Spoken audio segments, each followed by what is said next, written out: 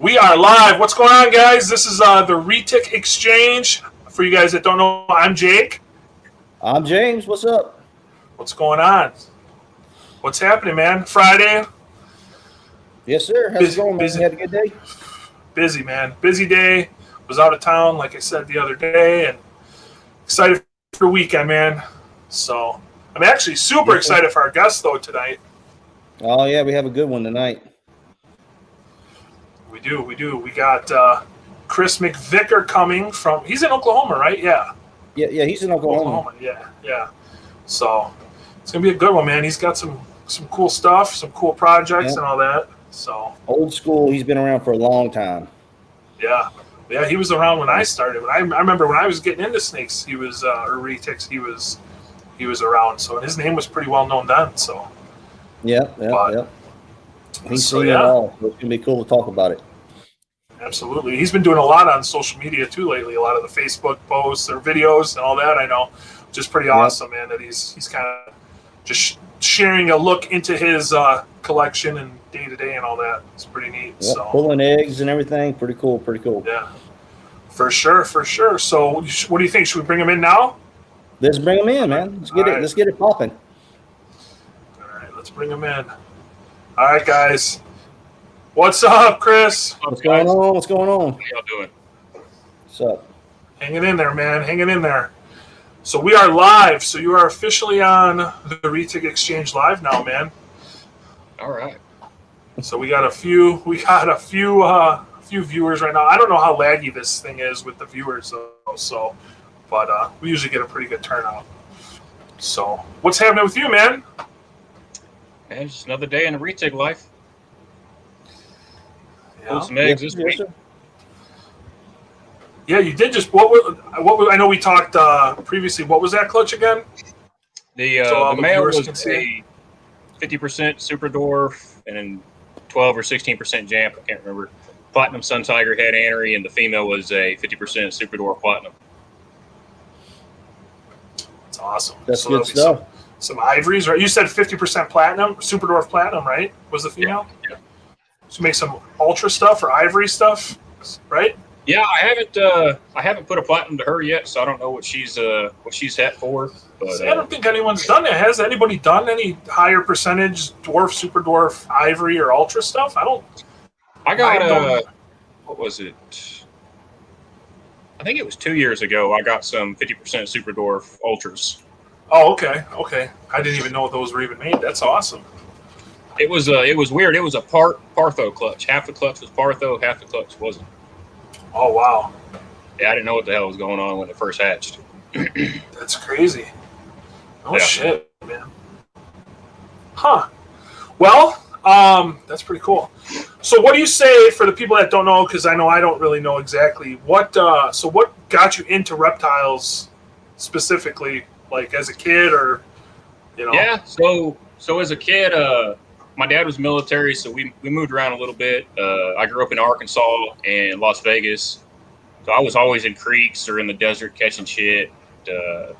We were lucky enough; we had a pet shop right around the corner where I lived in Vegas, and I remember they had a Burmese python in the corner, and I used to go in there and watch them feed them chickens, and I just thought it was just the coolest shit ever. That's so cool. Yeah, I've always kept stuff. My parents never let me keep snakes growing up, but I've always had lizards and frogs, turtles, and whatnot. Parents were cool then with all that, the lizards and all that, no snakes? Yeah. That seems to be how it is, man. Like, you can keep everything but snakes. Yeah. You know? For pretty much everybody, I feel like that's how it goes. So when were you allowed to start keeping snakes then? Was this later on in life, or? Yeah. So I joined the military, and when I got stationed here in Oklahoma, my wife bought me a ball python for my birthday. I think I guess I was 19 back then. Oh wow! And it just kind of blew up from there. I got another ball python when a guy went overseas, sold those, got into boas, and got a business partner in the boas that blew up. And then eventually cool. I got into retics. So what happened?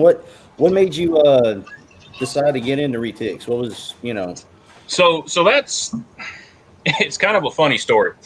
I was working for Wes Harris at the time, part-time, cleaning cages and whatnot, taking care of his ball pythons.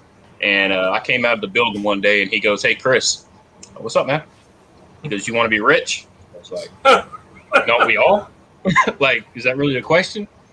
So I guess he had been doing a lot of business with Tracy Barker on the ball pythons and whatnot. But she had a Wildcaught titanium and a pair of imported platinums.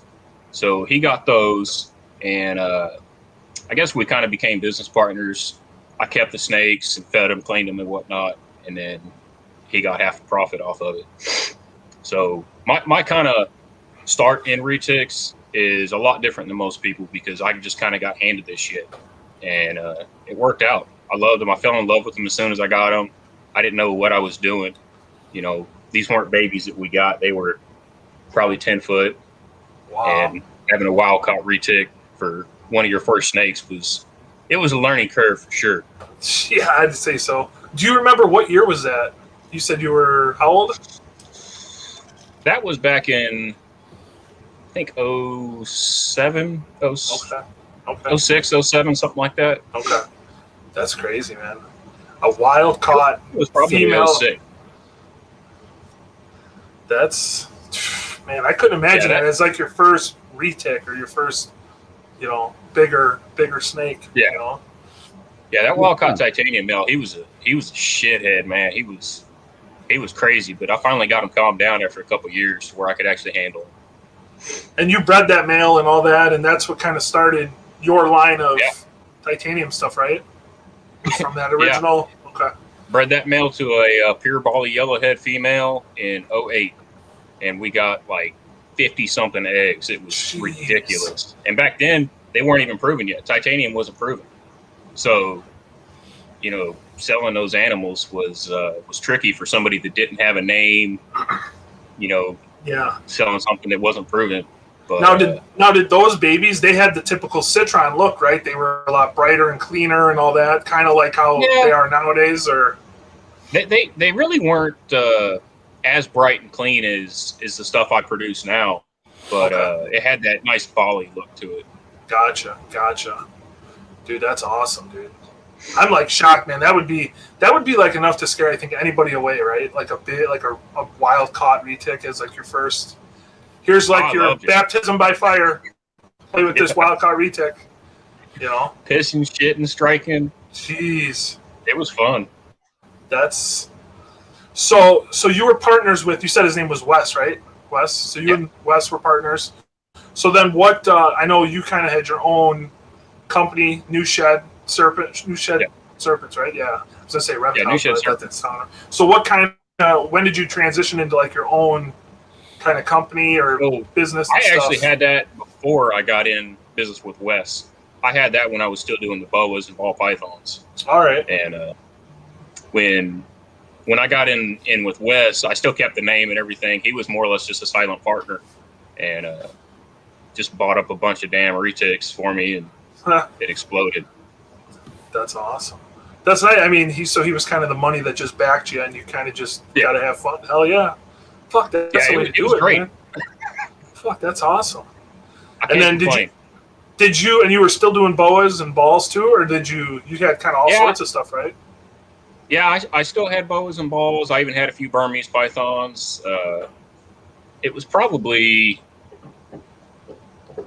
like 09 when I kind of got out of everything but retics and berms and just kind of focus on that stuff. Okay. That's pretty cool, man. Yeah, we actually took a trip to Georgia. It was a overnight trip. Me and my wife and my buddy Tim and Wes, and we bought out Alan Belcher. Y'all remember him? Oh yeah. That sounds super familiar. Oh yeah. We bought out his collection of retics and berms with a 17-foot U-Haul, and it was full of snakes. Oh shit. Yeah, it was ridiculous, a long ass trip, but that's really when I kind of jumped into it head first. Yeah. I think in 2010 I produced like 800 babies. It was wow. It was ridiculous. Wow. That's Jeez. Well, you made a bunch of world firsts too, didn't you? Like I remember you were popping out like crazy. What you had like ivory stuff and all sorts of. I think you were one of the first guys that I remember outside of like Jay, I think, and Nerd that made ivories.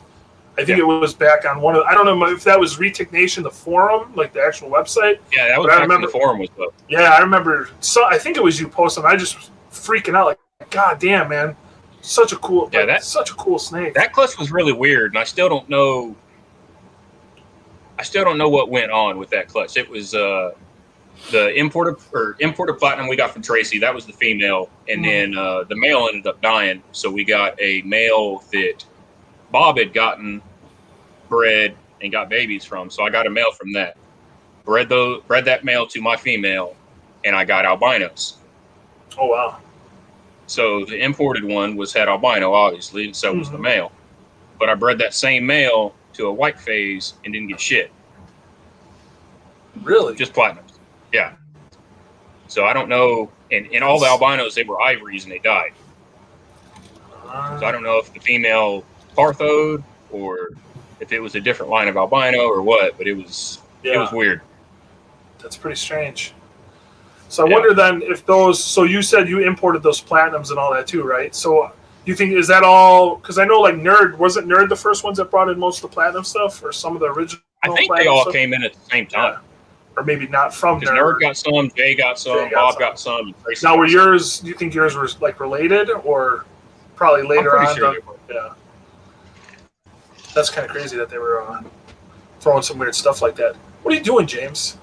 Playing with your dick? You don't worry about what I be doing. That's awesome, dude. So we kind of talked about how you transitioned into retics and all that. So I know you were like again, Citra or the titanium stuff was probably your favorite. Is that still kind of like what's your favorite project or retic project right now that you own, and then what's one that you would want to get into, I guess?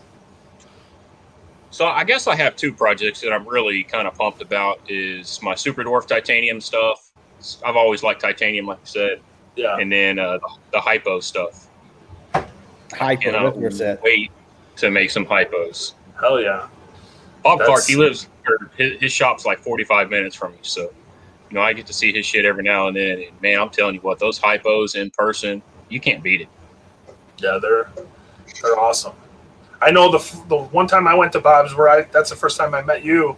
I remember I don't think if he had, I'm trying to remember if he had any visuals. He might have. Yeah, as I say, I thought I remember because I know we weren't really supposed to see them. I think Jeff was like, no, you got to close these. You can't look at these. And he had the original female back then. Right. I don't think he had proven it out yet. Yeah, I know the babies were freaking weird looking, like super weird looking. And that's one of my personal favorite projects. You got a few, right? You got a few animals in that project, or one, or yeah, I've got a female that I'm pretty sure she's going to go next year.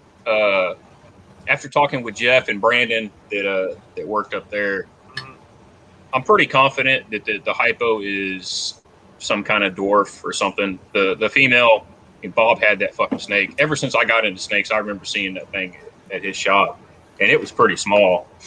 And the female tiger hypo I have, she's fairly small. Yeah. So I'm hoping she goes next year, and I'm going to put a platinum tiger head hypo to her. Oh yeah, James. And then I guess the one project I want to get into is the ocelot. Yep. I wasn't a huge fan at first, but they're nice. Yeah, they're pretty cool, I think. Yeah. That's James's favorite. I know that right there in the hypo, man. You can't beat that. No. Those two. I can't wait to see what comes out of your hypo stuff. Yeah, I'm really pumped about that project. Like I said, that's my favorite morph by far.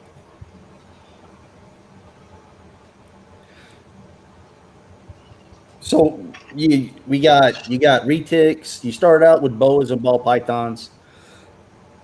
What else? I know you got some other stuff that you keep. Yeah. I've got let's see. I've got a couple of Angolan pythons. I've got a Morlex crocodile. I've got some beaded lizards, a diamond python. I've got a 110-pound Aldabra tortoise. Jeez, dude. And my wife, she's got a couple black-breasted leaf turtles and a hognose. So we got a little bit of few animals. Keeps you busy. Yeah. How Not big as is busy as that? I used to be. How big is that Morlex croc? She's probably about 4 foot now. God, man. Couldn't even imagine. I used to have some alligator babies when I was young, like little tiny itty bitty ones. The amount of work, man, that those things require is insane. I couldn't imagine. If you have the right setup, it's really not tough. Really? Yeah, I've built my enclosure to where I can do water changes, filter changes, and everything from outside the enclosure. Wow. So it's pretty easy and pretty safe to manage. That's insane. Goddamn crocodiles, man. And like you said on your last video, culling animals.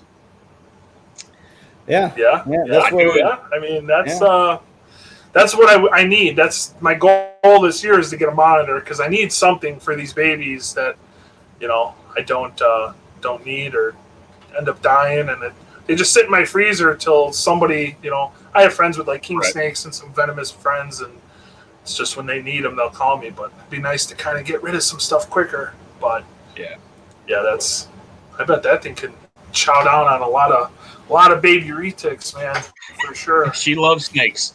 Oh, I bet. I had to build that enclosure to where she can't get out and the snakes can't get in.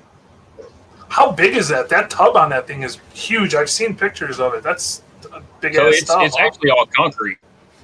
Really? But it's There's not. I thought there was a tub. I thought there was a tub inside and it was like surrounded. No, it's just all concrete, huh? Yeah. Really? Yeah, I've got a buddy that does reptiles, and he does like zoo type enclosures, and he's a concrete guy, so he hooked me up, man. You lucky bastard. Yeah, it's 12 foot by 8 foot, and the water can go up to like 2.5 foot deep. You ever want to like jump in there with that thing and like wait around or no? So I have. Have you really? I have. Fuck, man! I was joking. That's. No, I had a buddy. I've got some kids, some younger people that I guess I kind of mentor. They come over and I help and I try to teach them stuff. So he was there with a catch pole just to make sure she stayed away from me. But holy shit, she's man. really pretty calm. Way better than like the dwarf caiman I used to have. God damn. Wow. So what is probably I'm really curious about this. So what do you think is your least favorite like retic project out there? Or what like are you not fond of? Because I know like most people are like, oh, titanium, but I know you're a titanium like you love it. So I'm very curious as to what is not even that you have to dislike it, but what's your least favorite? Man, I don't know. Fuck. That's a tough one. Honestly, and it is super similar to titanium, Golden Child.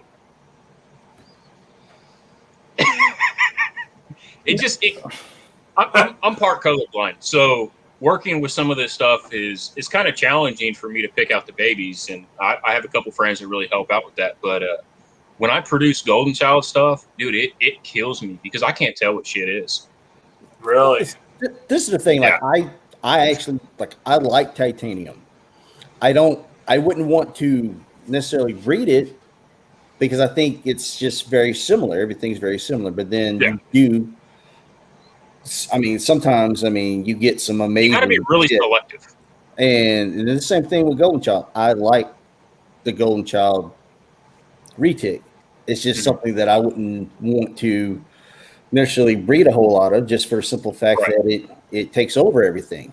So that's just my. That's why opinion. I said it's kind of like titanium. You got to be selective on what you put to it and how many morphs you want to add to it, because you just lose a lot of that color and pattern.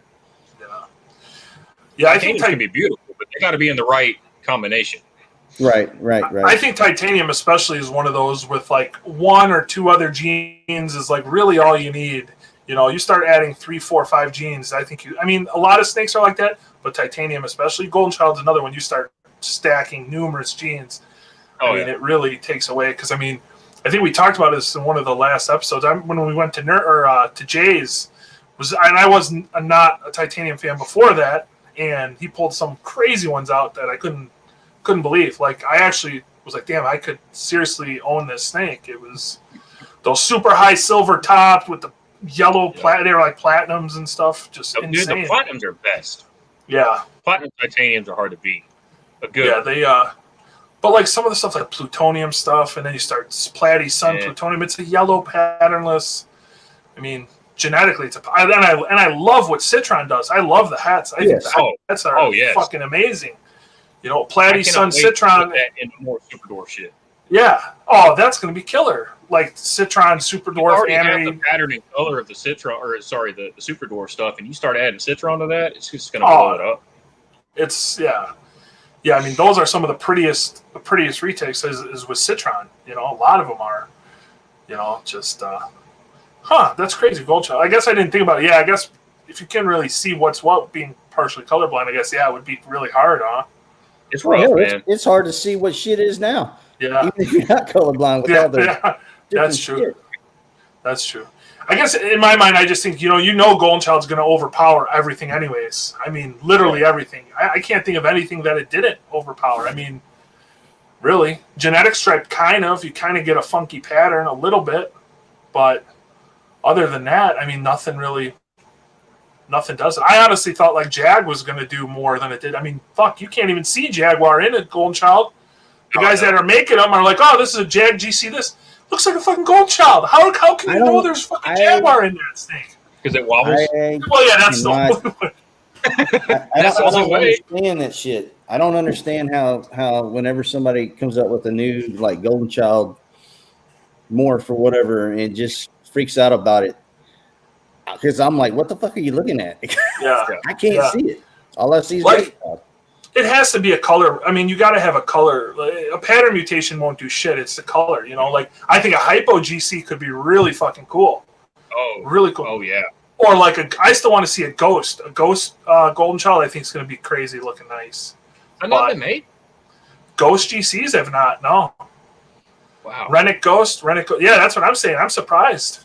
But there's not blonde GC has not been made either. For real? So yeah.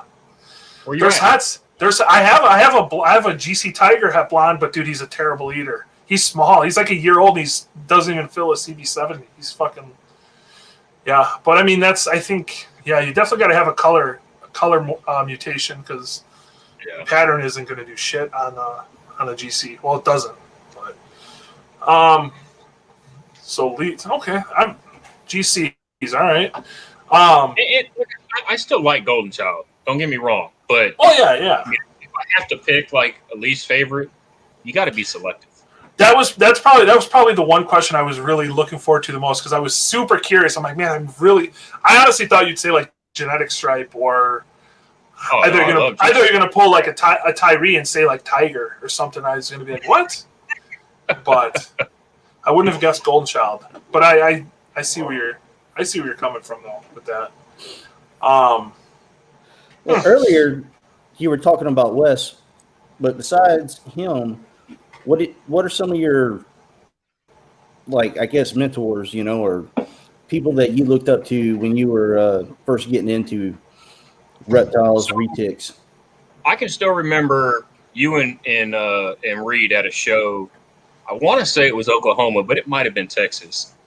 And this was before I even knew what a retic was. I mean, this was early on when I was just doing boas and balls. And you guys had, I don't think it was Super Dwarf. I think it was Dwarf, Super Tiger, something. I don't know.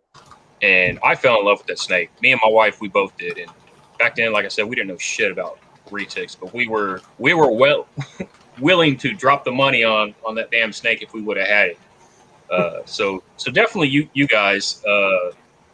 Jeff Byers, he's a local guy for me, and he's probably my biggest mentor in retics and hell, probably snakes in general.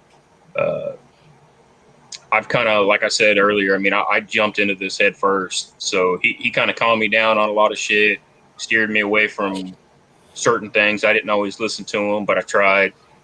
And he's just always been there for me. So I really look up to him in the snake keeping. Yeah, he's a great guy. Yeah. Definitely a great guy. Yeah, Jeff is a good dude. A lot of late night texts, me bugging him, or phone calls, bothering the shit out of him. I remember. Yeah, he's good dude. He's for sure. He's my go-to when I don't know what something is that I hatched. He's so freaking knowledgeable, man. It's unreal. Because I mean, and even now you think like he hasn't been in the retic world for a while, and he's still like, I feel like super. I mean, he's got a mind that's just like a steel trap, man. He remembers a ton of shit. Just super smart dude, man. Yeah, that's my problem. I forget everything. I'm the same. I don't write it down, man. It's gone. Not everything, but yeah, it's old age. That's how I feel. I feel like it's old age. I used to remember a lot, but If I get like, I don't hardly ever drink anymore, but if I get like really drunk, everything comes back. That's how I remember shit. Especially like, mostly stuff that I don't need to be talking about, but Right. that's a good excuse to drink, though. Oh, I got it. What was that? Where was this? Or what did we do? And you start drinking to remember that shit. Hey, baby. Yeah. Oh, yeah. Remember this? Yeah. That's funny. So, what would be like your goal, like your biggest retic goals? Like, what's something you're striving to make or produce, or it could be something you own or you want to make. Like I know you said like ocelot stuff and hypo stuff. Yeah, I wanna continue on what I've been working on pretty much since I've been in the retics, just putting stuff into super dwarf and dwarf, just mixing the localities and changing up the patterns and colors and stuff. Yeah. I mean, with us not being able to import anymore, I think kind of mixing the different localities and the morphs is going to be where it's at. Yeah. It just brings so much color and pattern to everything. Yeah, especially as you get to those higher percentage crosses. I mean, a lot of that stuff. Yeah. There's so many guys doing the dwarf, super dwarf crosses. Like Eric is one guy. Jig Garrett.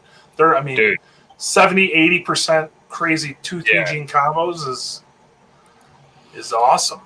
They're so far ahead of me. It's crazy. A lot of guys are making cool ass shit, man. Yeah. That's what I'm trying to do with the Sula stuff, man. I want to do like what they're doing with the SD stuff, with the Sula stuff. That's my goal. Well, it's not just about the the size. The Sula stuff's going to add that color and pattern, just the same.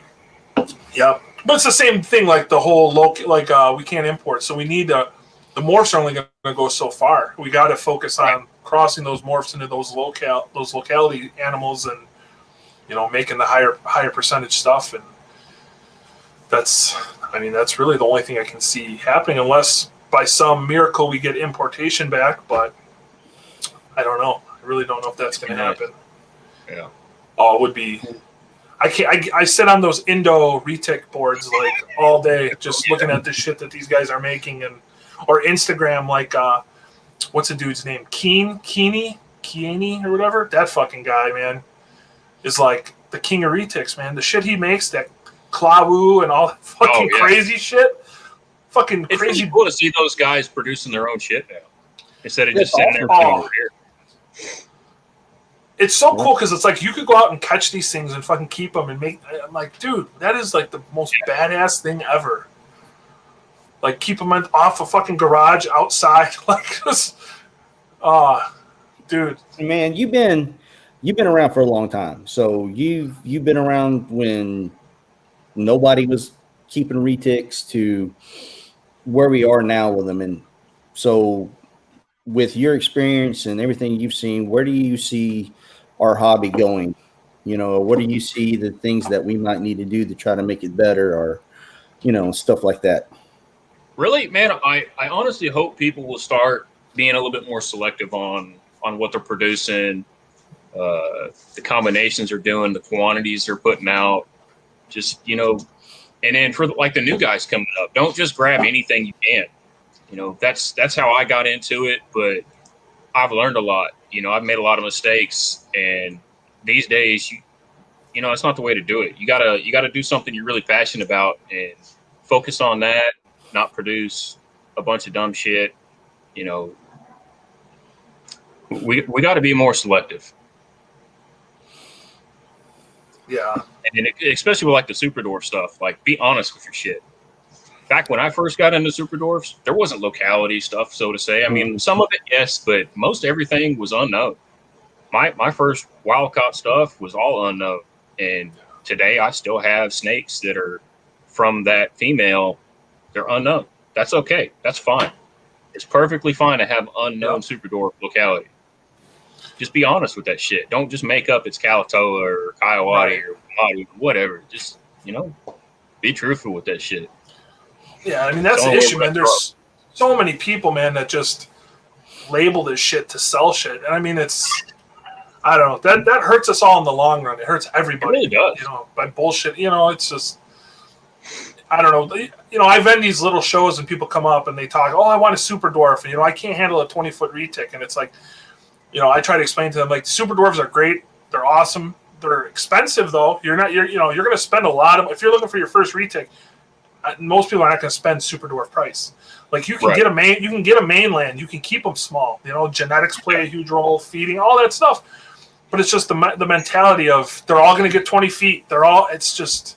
It's not just that. I mean, anybody, you know, unfortunately, you know, like, especially like newer people or whatever, they're looking at the size difference. So by all means, some type of SD or dwarf retic looks like it's going to be great, but you don't have any type of experience with the dwarf retic. You know, me personally, and I don't know that, you know, I might get shunned or whatever, but I personally don't think that a dwarf retic is really a great choice as a first retic, just because if you're not experienced with them, because they're really flighty, you know, and somebody who doesn't have the experience, you know, they can't tell the difference between something being defensive, aggressive, or just being flighty and moving a lot, you know. So they end up getting scared of it, hurting themselves, hurting the animal, you know.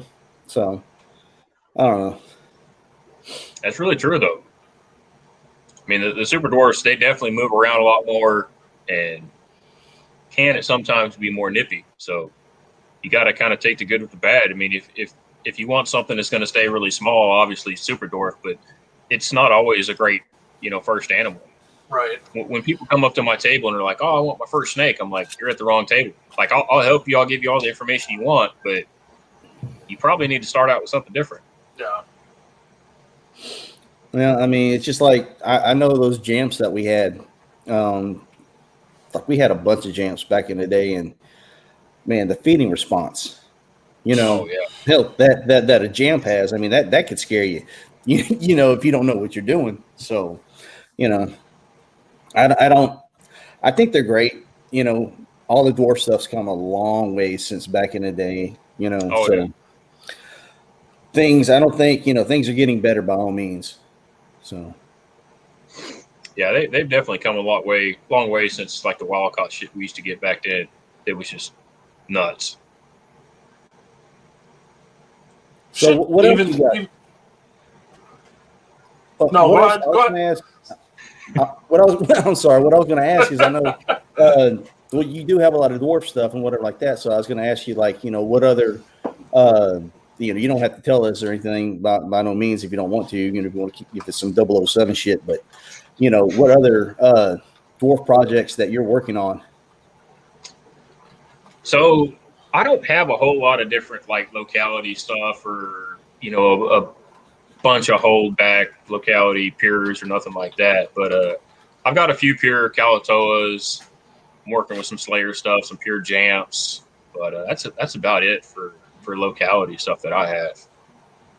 You know, there's obviously some projects that I'm working with that down the road will be good. You know, I got some mainland stuff that I'm going to put into the super dwarf and Jamp, the orange ghost stripe, anthrax, pied, you know, hypo, shit like that. But man, it takes so long. Yeah. Dude, those pies you made are insane. Those platies and all that are crazy. So what do you, as far as pie wise, what are you keeping? Like, what's your male female ratio and stuff like that? So I've only got one adult female pied, and then I've got a trio of platinum sun pies that I've been raising up. And that's it on pies. Really? But yeah, man, those platinum sun pies are just insane. And it sucked because when I first made them, part colorblind, I couldn't tell shit. You know, I sold stuff as normal pies and platinum pies. It turned out to be platinum sun pies and sun pies, and it was a mess. I definitely learned that the platinum and the sun pies, you got to kind of wait a few sheds before they start showing that color. But you just made some really good looking pies too. Yeah, I was pretty happy with those. Pretty, I really liked the pies when I first saw them, and they're cool and all this. And then I only ever saw one like really high white one when I went to Bob's, and they had some, and I was like, man, that's like to me like a pinnacle Retic, a nice medium to high white pie. And you know, when I got my pair, I never would have thought I'd make high whites. Like never, wasn't even on my mind. Oh, I'm gonna make one, let alone as many as I made. So it's I'm like gung ho pied stuff, man. I'm like trying to find more, and I got a couple. I got a new female coming here soon. That's gonna be awesome, and I think I'm gonna kind of restructure my collection a little bit. Got some stuff I'm gonna kind of phase out to make some space for some more pied stuff, and you know, after hatching these, I'm like my whole project has kind of shifted now. So, how are your baby's temperaments? Oh, they're assholes. They're assholes. Really? Yeah. So actually, one of the ones I just sent out, the guy hit me up. He goes, "Man, he's not nice at all." I'm like, "Yeah, they're all kind of like that." But you know what though? Like my adults are both super chill. So my male and female I had, those were the third and fourth pied that I've owned.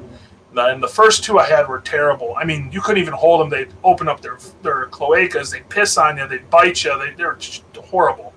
So these I got a little bit. The female was a little older, and she's awesome, dude. I could put her up on my shoulder. She's not head shy. She's a great snake. The male was a little bit worse, but he was nowhere near as bad as the other two. I don't have him anymore, but yeah. I mean, and then you can tell like my holdbacks are definitely a lot better than obviously the animals that are not my holdbacks, because I'm fucking with them all the time. I'm pulling them out and I'm playing with them. My son's fucking around with them, and I'm showing them off to everybody, so they get held like 10 times as much. But yeah, that's kind of funny because my big female dude, she's a bitch. I have to keep her cage covered because she hits the glass so much her lips actually kind of like fold down. Oh wow! And swell up and shit. It's horrible. But every single pie that she produced was sweet. The head pies were dickheads, but every pie was super chill. Really? Dude, I was so surprised when they first started hatching out. They weren't biting me. I was like, okay, this is just because they're hatching. It's weird. And then months and months go on, still really chill. Wow! So I got super lucky. Yeah, mine. There's like 3 that I have that are really, really, really bad. I mean, I could put my hand in front of the tub, they're going to hit it constantly. And the other ones are kind of dicks, and then like I said, my holdbacks are pretty good. But they were all real bad when they came out. So, oh well, it is what it is. They should tame down, I would hope. Oh yeah. But I got mine as an adult, so it was already what it was. trying to get James some pied stuff, man. He needs to get some pied stuff here. Yeah, you need some nice pied shit, some platinum or some sun or something. That super sun that Shane has. Oh my god, man. That snake is crazy. He was supposed to get a sun pied for me, but at the time I couldn't tell what was what, so it never worked out. But I felt bad in the end. I don't know if you were around, Chris, at the time. I don't know if you were out of snakes at the time or not. James might know. Who was it that had that insane? It was I think it was the first platy sun pied. Was that Was that Ryan Parker? Ryan Parker. I think Bob made it, but I think Ryan Parker ended up with it. I think Ryan had them. And that snake was like fluorescent yellow with the white. I've never seen anything. I mean, I don't know. As far as I know, you're the only other person to ever make platy sun pies outside of Bob. Yeah. Right, outside of Bob. But even I don't think Bob's made that many clutches of them. I don't know that he's made a whole lot. I remember that's when I decided to do the platinum sun pied. Is I went to Bob's and I saw a probably 8 to 10 foot platinum pied male, and I was like, holy shit. The difference between a normal pied and a platinum sun pied was just so stark difference. Yeah. I picked up, a platinum sun pied like 2 months later. Or sorry, a platinum sun double head. But, yeah, those platinum suns, like I said, the one animal, the only one I've seen with some real size was that one that Ryan had, and that snake I've never seen anything like it. It was like the yellow, but it still had like that pied hue, like when they fire up, they get those like grays and blues. It was, I don't know, that snake was. So my male only has like spots of yellow, like in the pied pattern. So it's got that platinum, silver, blue, and then the yellow. It's just kind of sporadic. So it's not the like solid yellow looking kind of. That's weird. No, it's both. It's really weird how it turned out. Does yours have tiger in it too, or no? That you know of? No. I don't know if the one that Ryan had was, but I'm wondering. It's so hard. Like, I mean, I look at these babies because they should be. Are some tigers. There's like one or two that are super distinguished, like super easy to tell, and then some are like so hard to tell what's tiger. I could send you pictures, so I'll send you the one that I know that's for sure tiger, and then one that's definitely not. But there's some that are like in between. It's so hard. It's like they could really go either way. I don't know. It's like I was at Gavin's and he had I don't remember if it was Motley Tiger Pieds or Motley Pieds, but I couldn't tell the difference. But I've been at Bob and seen his, and I mean it's insane.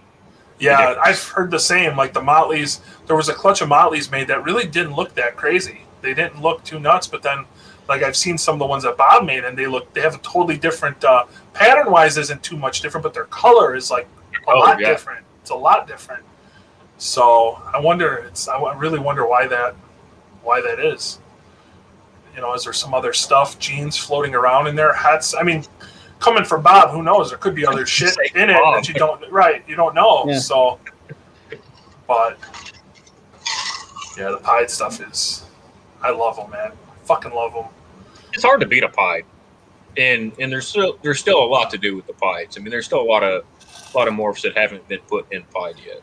Your goal, you're going to do like super dwarf pied shit, right? I mean, that's kind of down the pipeline eventually, right? Yeah. I'll probably actually end up just buying into that project just because I've only got a few pure super dwarf females, and I don't like to put a mainland male to appear until they've had a few clutches. I've lost too many females. Thinking about it, I'm really curious to see what anery, like an anery pied might look really cool. Get all those silvers. Platinum pied would be insane. Yeah. Oh yeah. Yeah, that would be. Yeah. I could see that. I could see that being. Yeah, that'd be badass right there. So. Anery platinums, man, they're nice. That's another gene I slept on, man. That anery stuff. I was not a big fan of it, dude, for a long time, and now the more I see more people making it, what really sold me is Garrett's Phantom anery stuff is cool as hell. I love that stuff. You gonna make some? I'm hoping.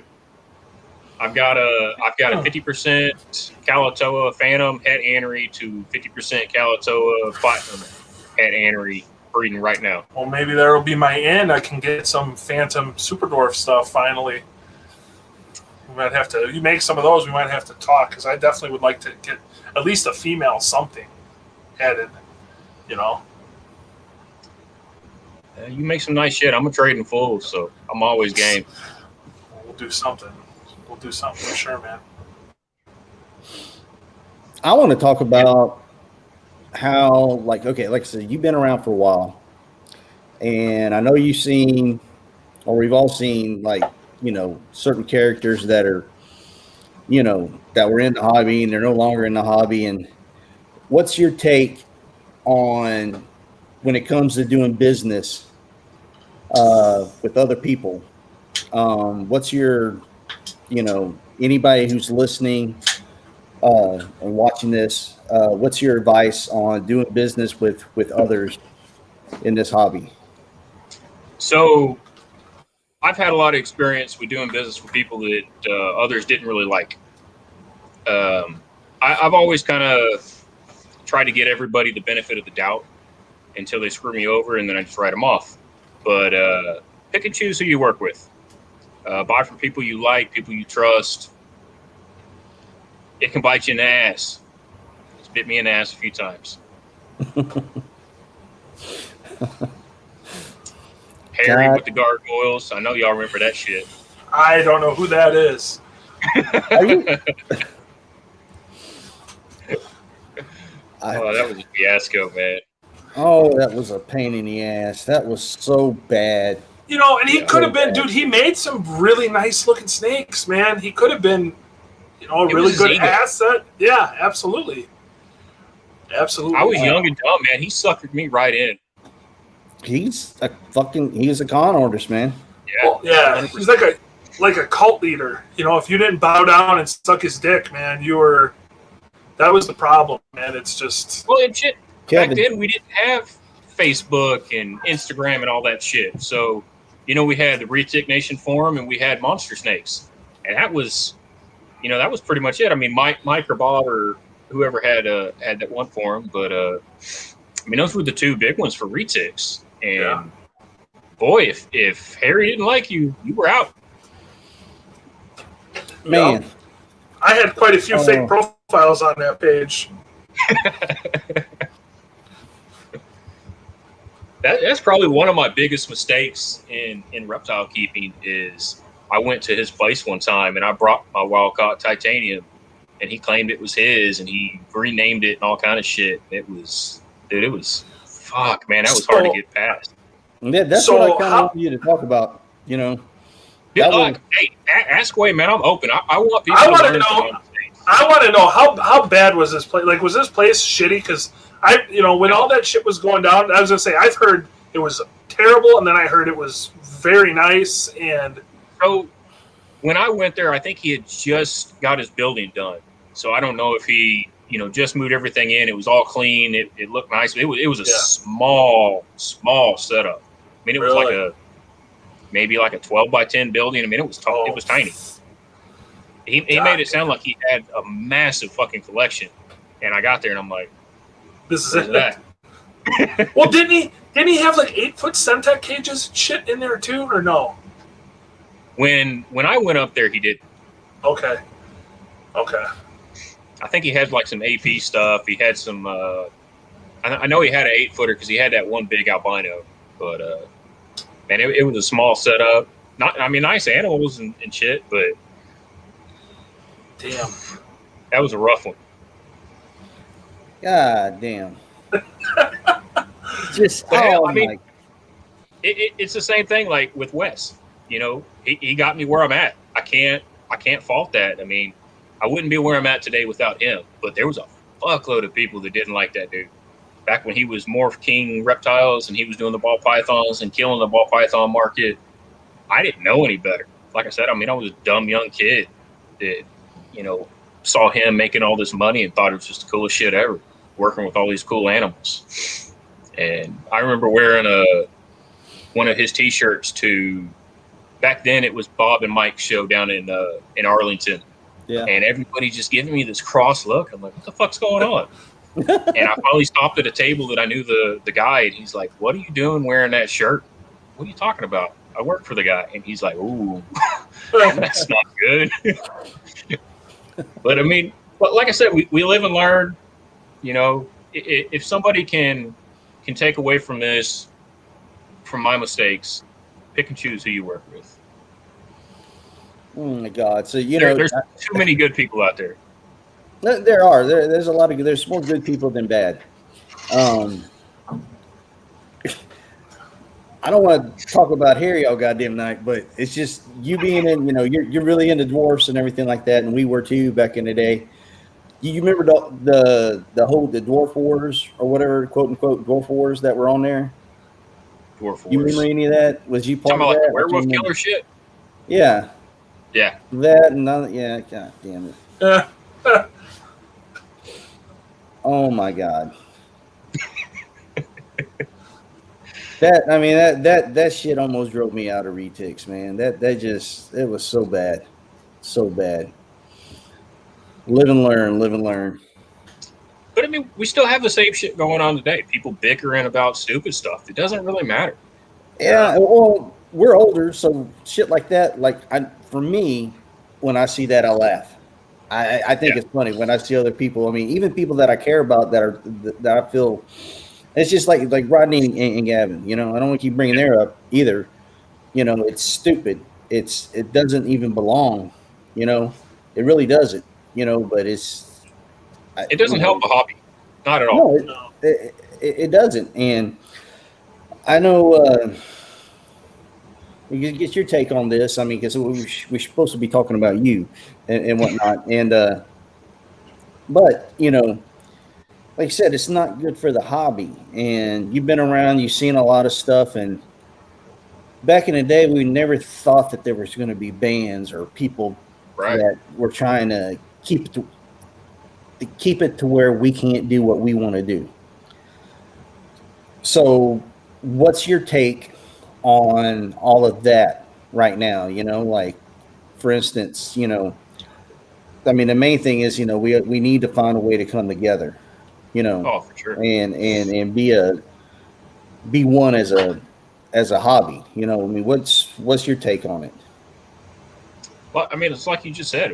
We need to come together. Quit the stupid shit. You know, everybody's got stuff. Everybody's got cool shit. Why argue over the dumb stuff? You know, if somebody's selling something it's the wrong genetics, send them a message. If that doesn't work, you know, go public with it. But be tactful.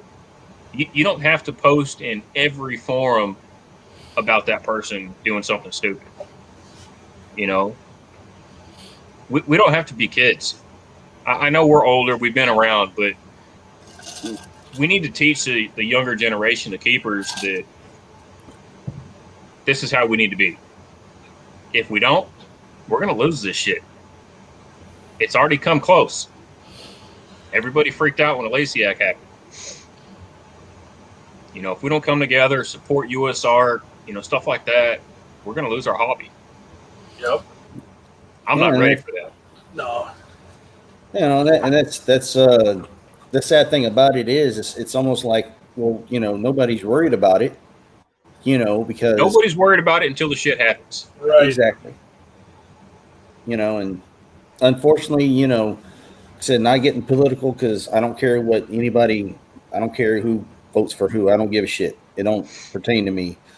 But the people that we have in office right now, they're tend to be the ones that try to take this shit away.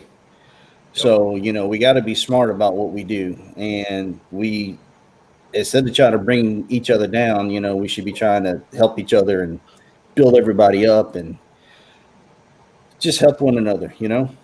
At the end of the day, we all do the same shit. You know, you're cleaning shit, I'm cleaning shit, Jake's cleaning shit.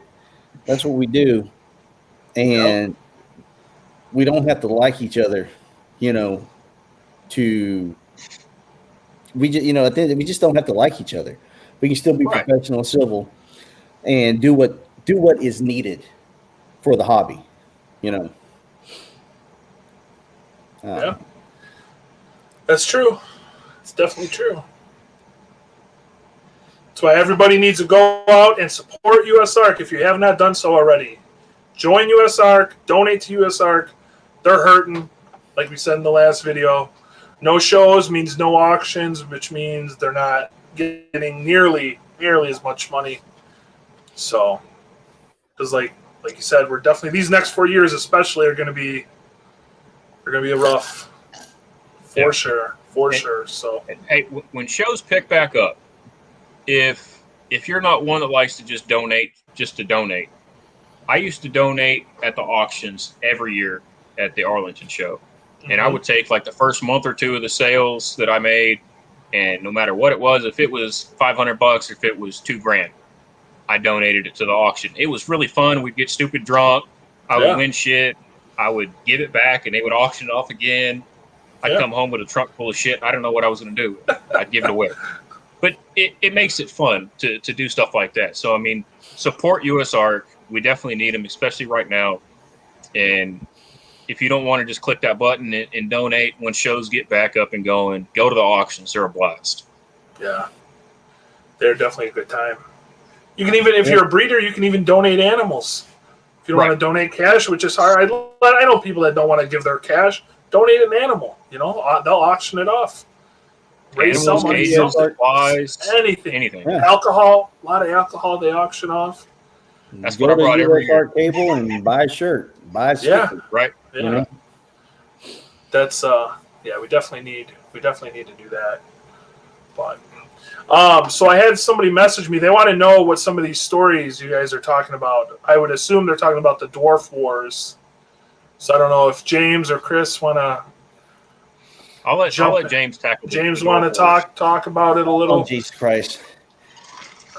Oh God, this is when I need some of my alcohol. Other people, some of my friends, alcohol, or some other friends that can remember the history a little bit more. At the time, so I think I know Chris remembers. It was me, Jason, and Jim Mason. And we had a lot of dwarf stuff. And at the time, I don't remember exactly what happened, but I know that Harry started talking to what the hell's his name? Al. Was it Al? I can't remember. But one of the guys that was going to Indo back in the day and whatnot, and there was an issue between him and Bob or something back in the day. I'm gonna get all this shit screwed up. Anyhow, so Harry's listening to all this and everything, and then basically just comes up with the idea that there's no such thing as a dwarf, that it's not real, that it's just coined, and that it doesn't matter. You can take, any of these retics, and if you feed them enough, they're going to get 12, 15, 20 foot, and they're not dwarf retics. And it was, oh my God, this lasted for it seemed like 2 years. Just nonstop, just bullshit about, how SDs were not, that was just a regular retic and everything. And you remember any of this, Chris? You don't? Yeah. And I remember fucking Harry going, oh, y'all feeding them fucking mouse tails. That's why they're staying small. And all this other shit, and unfortunately, it's like, things have changed a lot. I didn't know what the locality was. I was buying a shit ton of SDs from Bob. I bought a bunch, and I didn't know any better. And all I knew was it was a super dwarf. That's what the fuck he was calling it. That's what I know the ones that I had. I have no idea how old they were, but they were like my trash disposals, man. If a retic wouldn't eat something, I'd give it to them. And them fuckers would not grow. They were not getting any bigger. But I don't know. It was just, that's one of the things that, there's a lot of stuff that I don't remember, but it got really, really heated. Talking about coming by your house, blowing shit up. You remember that? It got bad. It was horrible. It was horrible. So, it's just, some people were afraid to go out into their fucking snake room thinking that this dude come to their house and booby trapped it. It was just, it was stupid. Well, he wasn't all there though. He mentally was just, he had some screws loose, man. Yeah. It was just, it was bad. It was bad. And then the whole fucking gargoyle thing, that's your thing. That was your animals, and he basically stole that shit from you, Mm-hmm. Damn. And the fact that you stayed with it, oh my God. That's amazing. Like I said, I mean, I was young and dumb, man. I didn't know what the fuck I was doing back then. And like I said, that was a huge clutch that I couldn't hardly sell from. So I kind of just let them run with it to see if I could get some sales. Bit me in the ass. Man, just you gotta be careful. Yeah. You know, be careful who you talk to and who you trust. Greed's one hell of a thing, whether it's money or it's the animals. You know, when it comes down to it, it's just that can change people just like that. You know, yeah. I've lost a lot of friends just giving them shit to, raise up, take care of, and them just ghost me. And for me, if I lose a snake to figure out if you're a piece of shit, Right. I'm okay with that. I'm just gonna write you off. We're done. Yes, sir. Yes, sir. It's just sad that it has to come down to that. It's just ridiculous. Oh no, it is. It really is. I think I'm one in a hobby that I try to answer everybody's questions. I don't care if you're buying a snake from me or not, and that's how we should all be. Without the new people coming up, where are we 10 years down the road? So, Yep. we got to help each other, but don't be a dick. Don't stab somebody in the back just trying to help you. I've been there too many times. Yeah. I mean, we all started somewhere, so. Yup. Yep. There's a lot. There's a lot of new guys too, man. I mean, you definitely got to help them out, man. That's I don't know. I don't know. I like help, especially internet. Not so much. I'm one of the guys. I kind of get annoyed because I get messages all day from people, stupid shit, which I guess in reality isn't stupid, but they don't know. Like in person, It's way easier. Like I'm much more helpful in person. I try to help as many people out in line as possible, but I don't know. I guess because it's just. I still like doing shows. Oh, I love the shows, man. The shows are my favorite. There's so many guys that hate the shows. They hate the people. Dude, I love the snake shows, man. Fucking love them. They're. I wish we had the following here in Oklahoma like you guys have, and Chicago and Texas. But it's still nice to get out and talk to people and teach people about retics. It's a big party. It's a big fucking party. I mean, So. I mean, nothing will ever compare to like the old days of Tinley for me, because that was like me up and coming. I 1 or 2 clutches and hanging out with all the big time retic guys and all of us converging in a bar and just I don't know. To me, that was the nothing will ever beat that. I don't think, because it's not like that anymore. But like James says, it's a party, man. It's just I made some of my best friends in this hobby. It's. You're going to get out of it what you put into it. That's the way I look at it. If you just look at it as a money stream and you think you're going to get rich, that's never going to happen at all. The shows in Texas, the strip club after the show. That's just, God damn. I was looking forward to that this year, man. I was ready to go. I got money. I'd been selling some snakes. I had money to go out and party and see titties and. I so miss that. Like our local shows used to be like that. We would have a show and damn near everybody from the show would go to a bar or a strip club or whatever. And we would just get shit-faced drunk, talk stupid shit, and it was a blast. Man, now I got to go to Texas or Chicago to do that shit. So, some of the best deals were made while there's somebody dancing in front of you. You know what I mean? It's some of the greatest memories, man. Some of the best deals made, period. Yeah. Oh, yeah. So there's somebody this guy Jordan in the comments wants to know what seems to sell best for you guys. So like, I know James, what was like your guys' best seller when you guys were breeding retics? Well, we were the anthrax. I mean, we were pretty much known for anthrax. So that was our shit right there. And we had a lot of dwarf stuff. So a lot of people that were.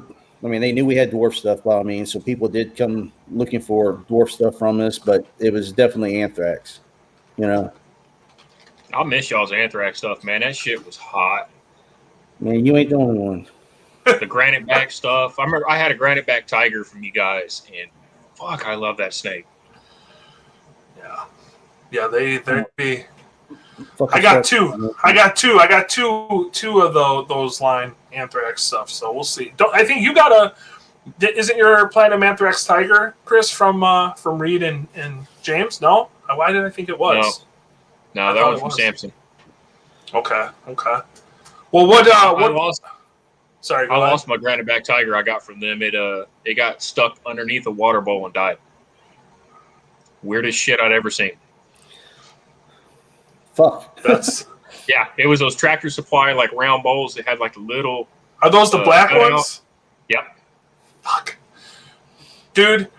You know, I saw people using those, and I looked forever to find them, and I bought 30 of them, and I used them like a month, and I stopped using them because the females would get under them and lift them and flip them and move them, and the males could get all the way in them and get stuck. And see, I never had an issue until that one snake. Oh, dude, I got rid of them all. I got like literally in the other part of the basement. They're just sitting there. I haven't used them in a year because I'm like, these are the worst. I actually took like an old tub and like cut out little templates, and I was riveting them to the bowl so they didn't have the little cutouts, and still didn't work. And so I got water bowls. If anybody's looking to buy some, I'll sell them dirty ass cheap locally. So fucking A, man. The stack's like 5 feet tall of just these water bowls. I'm like, this is the worst. What sold the best for you, Chris? What was your best seller? Man, this year has been the super dwarfs and dwarf shit for sure. It seems like that's what sells, man. That shit sells like crazy. But I know for me, mine this year was the Pieds, man. The Pied shit sold so fucking fast. Oh, yeah. I mean, just that alone, I'm like, I need to make Pieds every year now. Because, I mean, Pieds are hard to beat with retics. I mean, it's going to sell. Yeah, they definitely eventually they're going to come down to where everybody can afford them, and they're still going to sell. Yep. I mean, they're just good looking. Right. And even the ones that, like the low white ones, I mean, look good. Yeah.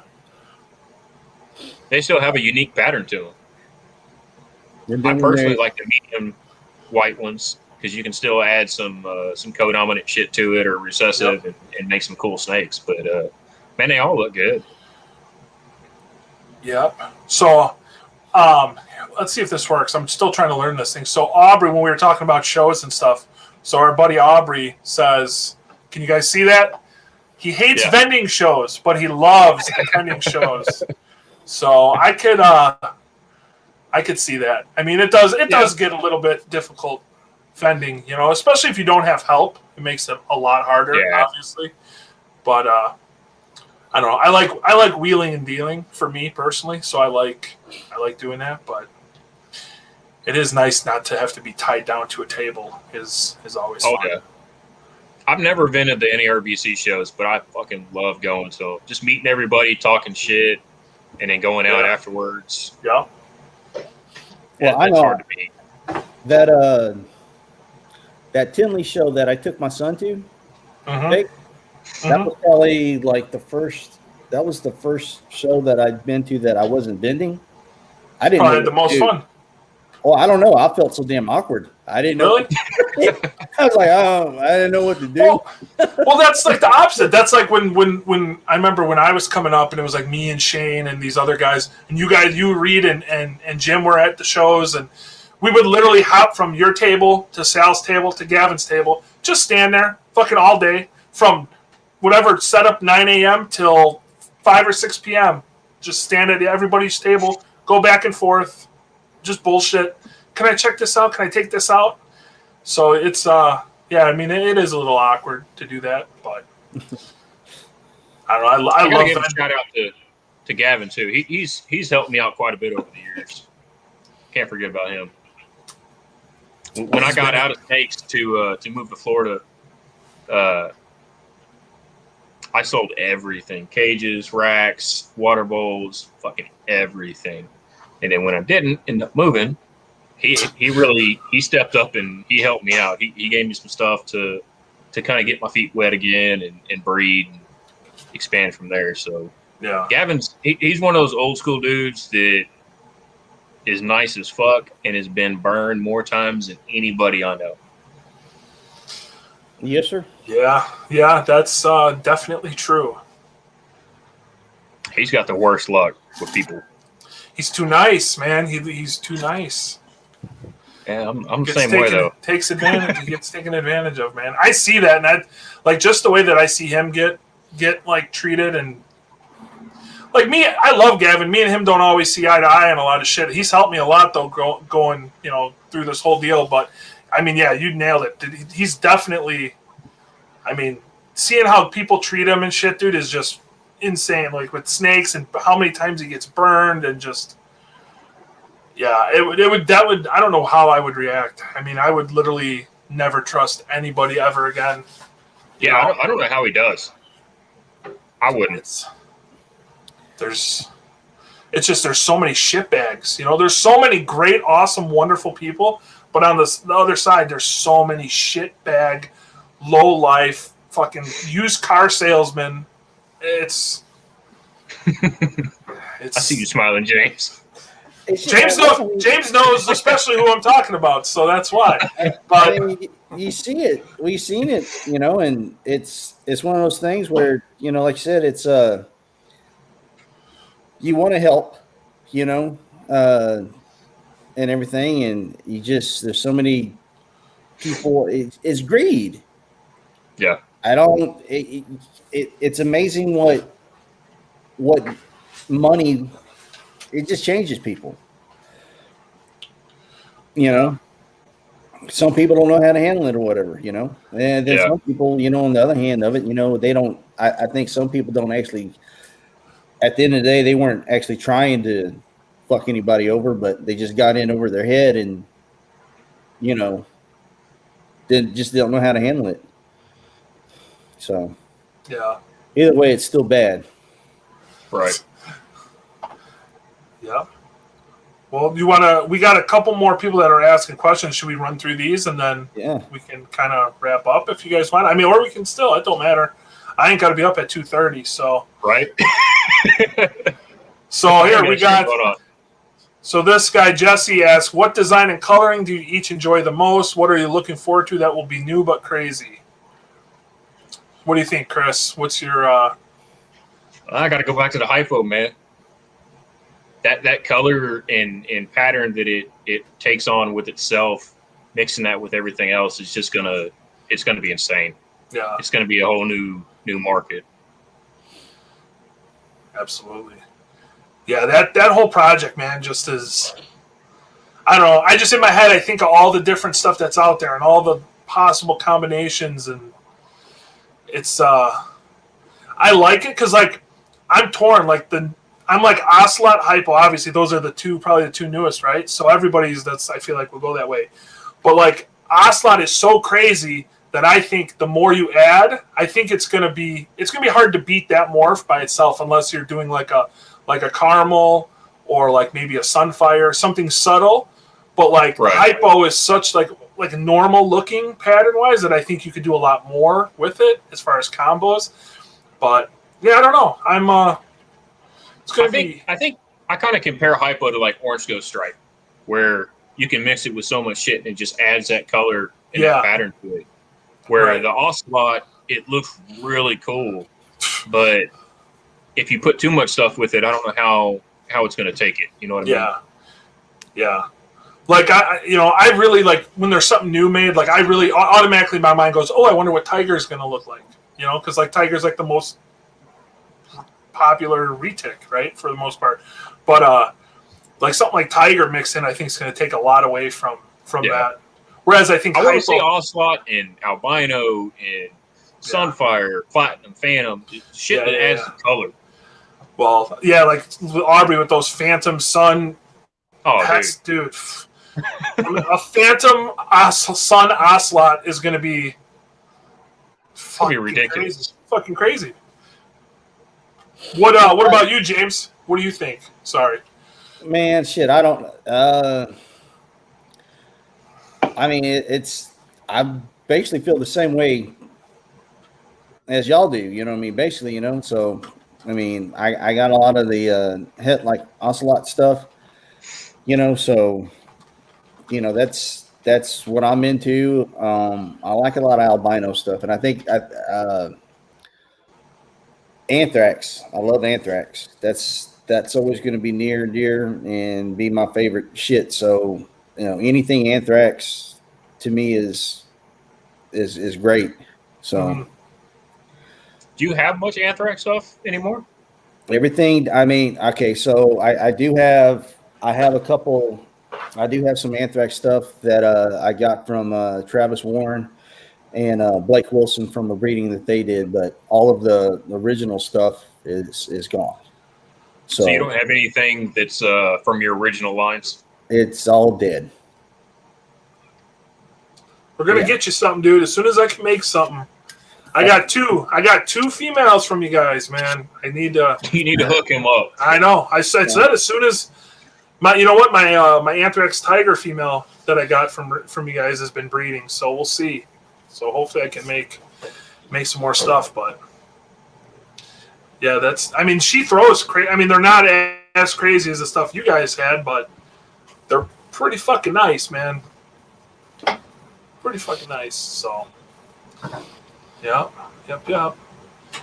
So I don't know. Let's see if there's another one. Do like one or two more. What are some common ones you guys like to see done with the T plus? I just want to go. What do you guys think? Everything. Yeah, I mean. Are you Chris? Are you more orange glow caramel, or are you more a mochino mocha type of guy? Like, what do you like more? I don't like mocha. I don't like it at all. Okay. I don't know if it's me being colorblind, but I can't see it. Okay. The mochino and Indo orange glow, I love it. Okay. I absolutely love it. I saw the original mocha at sales a couple times. That snake is unbelievable. I mean, it's such a unique color that, I mean, I have some pictures of it, but pictures don't even do it justice. But I feel like it's almost like the Ghost, like nothing ever compares to Stan's original Ghost with the bone white head and all that. Nothing, there just hasn't been enough stuff made. I think that's going to be one of those snakes where we need to see him 5-6 years old. I think they're going to be, I don't know, maybe not. I could be wrong, but what do you think, James? No, I think I love the ghost stuff, but I love the fact that there isn't a whole lot of stuff that that the people that actually have the animals are being really, really particular. I harp on that so much just because I know how we were like with the anthrax stuff and the other projects that we were working on. That was the reason why our stuff stand out so much, and you want, if you're going to breed these animals and you want to show them off, you want to be, known, that's what you want. I mean, perfect example, Shane has done this exact same thing, what we were doing with the anthrax. Very, you're particular about what you do. So, like the ghost stuff, there's still a lot of stuff. The ghost, orange ghost right, a lot of these genes, just being particular about what we do with them is only going to make it better and make other things better. By all means, you mixing all the genes and whatnot. That's the reason why we're here now. And you're supposed to do that to make new stuff by all means. But there's another side of the breeding, that you got to look at. It's not just trying to make the next best, the next, world's first. It's so much. We have so much stuff that we can improve on and make things so much better, So, I'm glad that some of these genes, are, I'm not going to say forgotten or anything like that, but, it's, you look at Jake's blonde stuff, there's so much stuff that could be done with that. I love blonde. That's a great looking albino.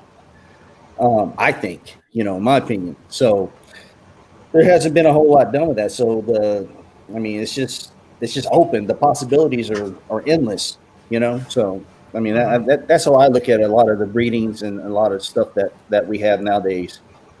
You know. Well, I think a few years down the road, once stuff starts to get, more people are breeding, I think you're going to see like this resurgence in AML.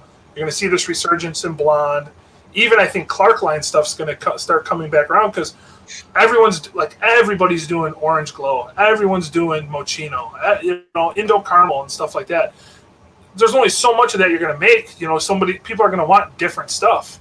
At least that's kind of how I look at it. It's going to take time, but I think people are going to come back around, and it's only going to take that one morph, that one combo. And people are like, damn, I've been sleeping on blondes or I've been sleeping on AMLs. What the fuck am I doing? I need to get some. And who knows? Who knows what's like an AML snow? I mean, what's that going to look like? Or an AML blonde or a blonde anery, or an AML anery, whatever. You know what I mean? Shit. God damn it. I don't know. That's how I think it's going to work, but I could be wrong. So, yep. So, I don't know. What do you think, James? Anything else? You got any other questions for Chris? Man, I don't know, man. I'm trying to stay awake right now. We're almost at an hour and a half. This is the longest one we've done so far. Damn. We're at an hour and 21 minutes so far, so it doesn't seem like it was that long. But, yeah, I don't know if there's anything else you wanna touch on, or if there's anything else you want to talk about, Chris, or I do got another question if you want to touch real quick, just since we all like anthrax. What do you guys like, striped out or broken up stuff? I'm a broken up kind of an anthrax guy personally, but I like that.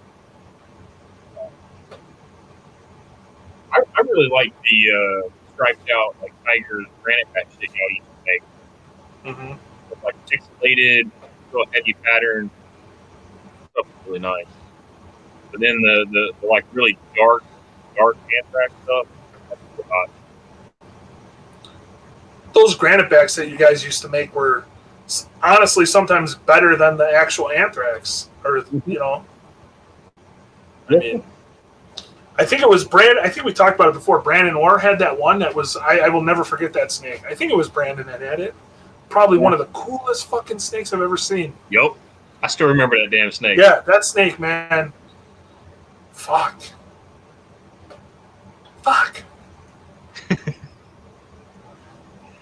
Poor James. We need to stop talking about anthrax, and I feel bad.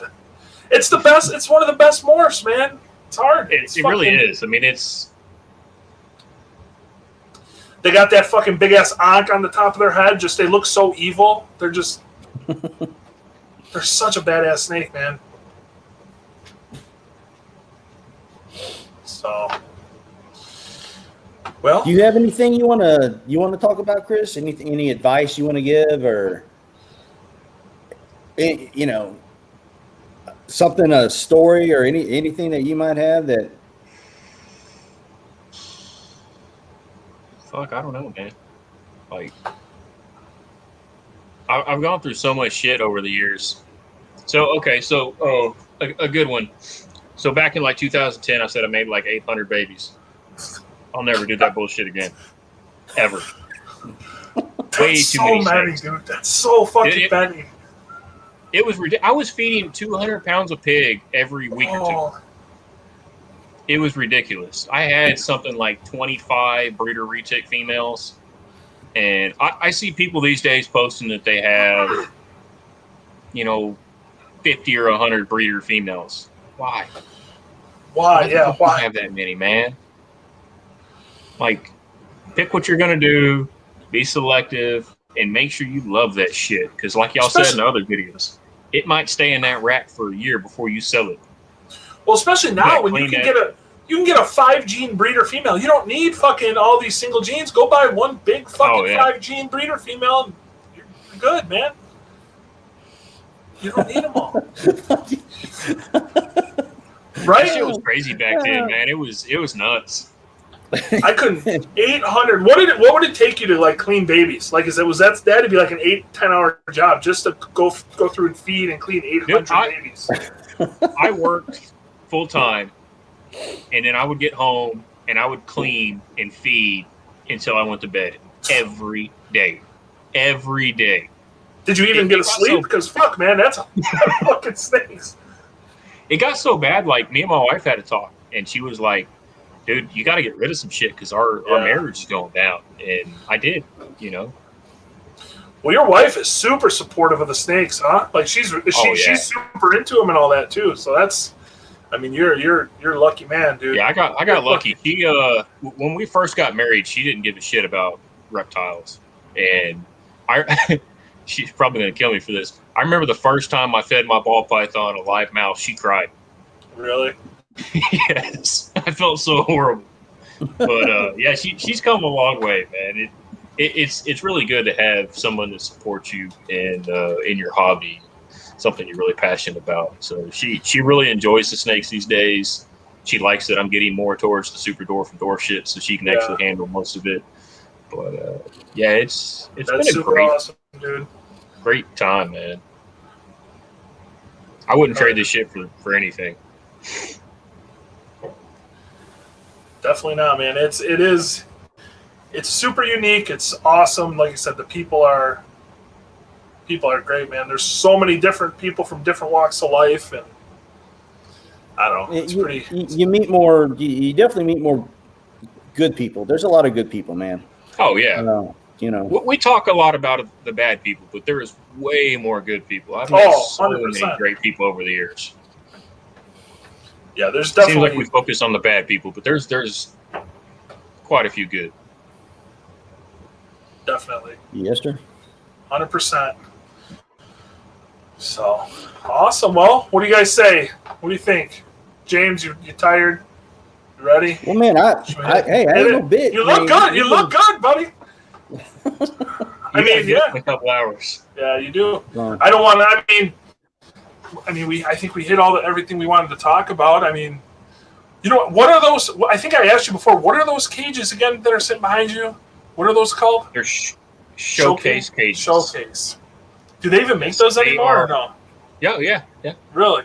They unfortunately don't make a 6-footer or anything bigger than a 5-footer, but they are by far my favorite cages I've ever owned.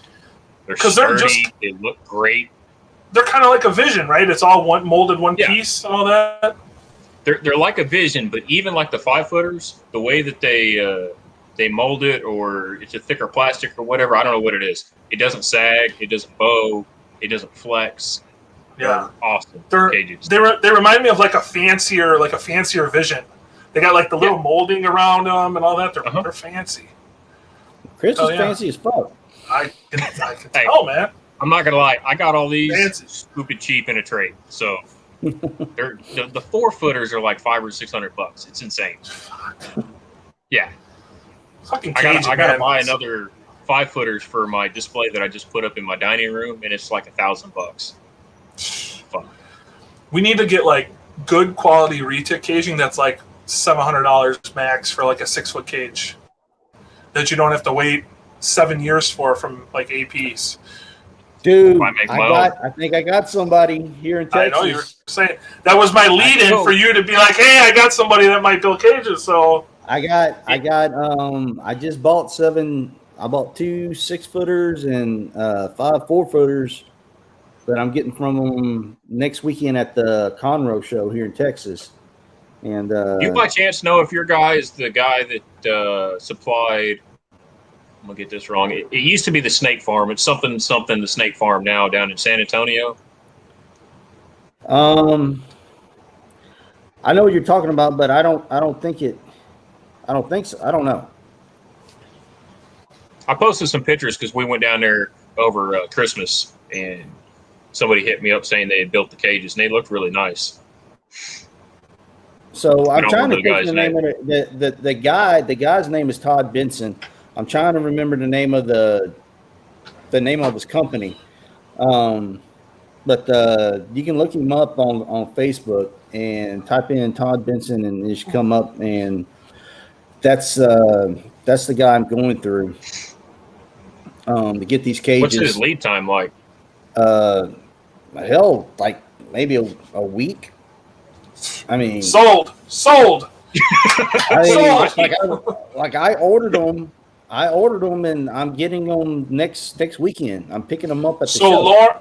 Lauren in the comments is saying Todd Becker. That's what you said. Becker, yeah, Todd Becker. There you go, Todd Becker of High Scale Enclosures. There you go. There you go. For anybody that's looking. Couple weeks. That's way better than me. I've been building 8-footers for damn near a year now, and I haven't finished them. I wish. I mean, I probably could build a cage. My OCD would drive me fucking insane having nothing matching. Not one thing out of place, man, is gonna just can't do it. Can't do it. I'm gonna come to your house and just move shit around. You can move shit, but like if a cage don't match, yeah, it's bad. Ask my wife, dude. I have no OCD in any other aspect of my life but my snakes. Tubs have to be a certain way. Labels have to be a certain way. Everything else is chaos. My snake room though has super OCD. I think I'm OCD in everything but my snake rooms. Fuck. I picked up like racks and cages over the years, and it is what it is. Like, you know, man. Yeah. Huh? It is what it is. Yep. All right. Well, I don't have anything else, man. I just gotta say thank you, Chris, man. This was awesome. I appreciate you. I know James does too, coming on and fucking talking to us. I appreciate you guys having me, man. This is awesome stuff, man. One of the original guys back in it. I think it's awesome that you got back in, dude. I think it's so cool that you're back. You're breeding shit. It was so weird not having shit. So weird. I bet. Because I still had friends that were doing shows and setting up shows, and I would go, and I'm just like, "What the fuck am I doing here? Like, I can't bring nothing home." Well, it's good. Good you're back on. And yes, sir.